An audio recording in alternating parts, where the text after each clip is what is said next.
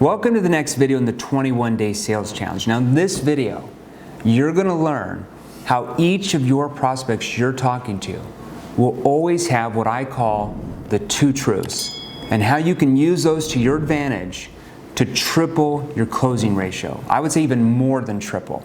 The average salesperson feels totally dejected if the prospect they're talking to tells them they love the company they're already using or the product or service that they already have. Because why? Because they're always hoping for the opposite response. They don't like them. They're hoping that their potential client will be upset with their existing provider so that they can win the account. But I'm here to tell you that it does not matter whether they say they love their existing product or service they already have, or maybe the provider they're already using. The reason is I'm here to tell you that most people have what I call two truths. Very few people love or hate 100% of what they do or who they use as a provider. There's always something they don't like or something they'd like to improve. Think about it. How often do you hear people express their undivided attachment to a company or product they're using and later curse the day they ever got involved with it? So if your potential customer says they like their current provider, the way for you to diffuse that is to ask this. And let's take a look at the script here. Let's just give you an example. Let's just say that you sold financial services. You might say something like this. John, to me, it sounds like things are going fairly well for you. Is there anything you would change about your portfolio if you could? I will tell you, in most cases, if you ask this question at the right time, they will completely contradict what they just told you. The seven-figure salesperson knows that usually the first answer will only reflect the protected history of the prospect. And the second answer is the real answer and what the person would want to happen.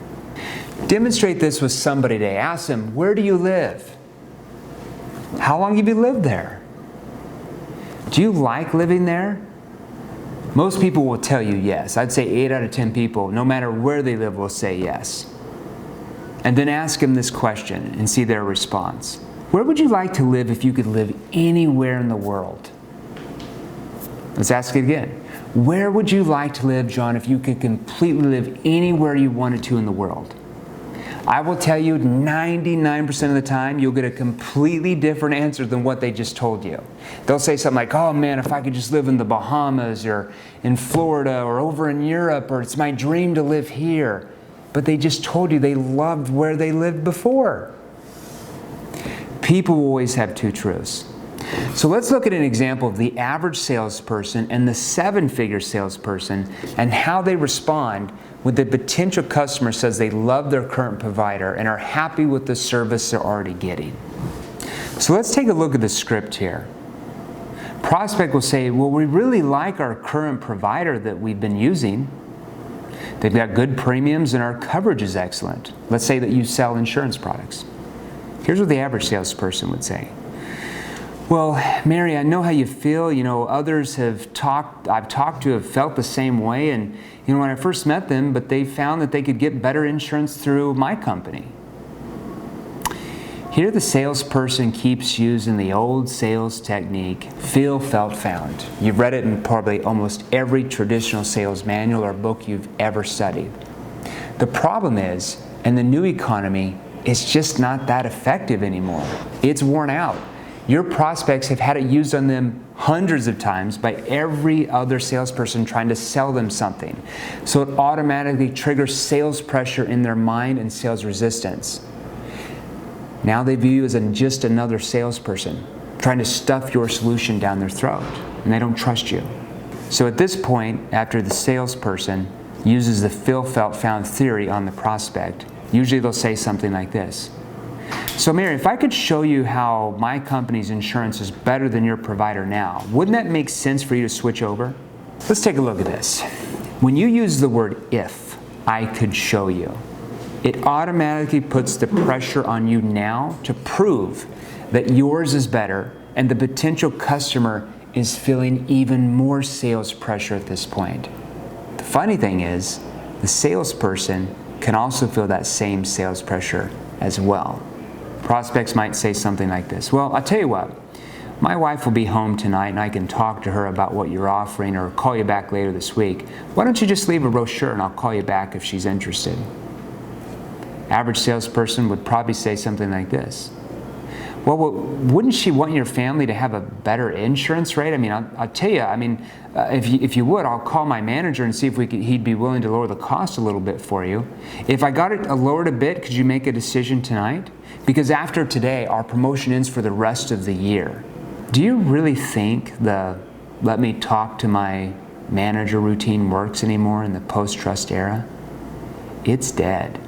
Everybody knows it. Do you think they can also feel the sales pressure the average salesperson is putting on them? They do. And then what happens next? They get turned off. They shut the door in your face. They hang up the phone. They leave the meeting. Prospect might say something like this. Like I said, I just need to talk to my wife about it first. Have a great night. Hangs up the phone on the salesperson. Now here's what the 7-figure salesperson asks. I want you to pay attention to the difference. Prospect says, let's go to the script. Well, we really like our current provider, Jeremy. I mean, they've done an amazing job for us. 7-figure salesperson asks, John, that's not a problem. Just curious, what do you like about them? Prospect would say something like this. Well, we like how they do X, Y, and Z. 7-figure salesperson would say something like this. Anything else you like about your current provider, John? Prospect would say, well, yeah, they really do a good job with their customer service, or whatever. 7-figure salesperson would say. So John, I mean, to me it sounds like things are going fairly well for you. I mean, is there anything you would change about your provider if you could? This one question can make you hundreds and hundreds of thousands of dollars, even millions of dollars a year in selling, if you know how to ask this question. I will tell you, 99% of the time, when you ask this question at the right time in the conversation, they will tell you something completely different that they want changed and they don't like.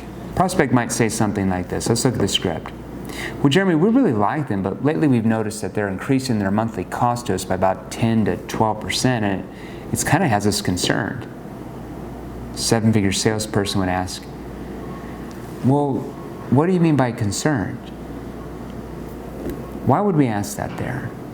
We ask that because we don't know what he means.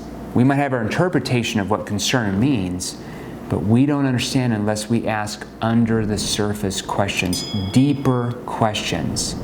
And more importantly than us getting those answers, who is starting to tell themselves, who is starting to persuade themselves that they don't like their current provider? Your prospect is. So let's go back to that script. John, what do you mean by concerned?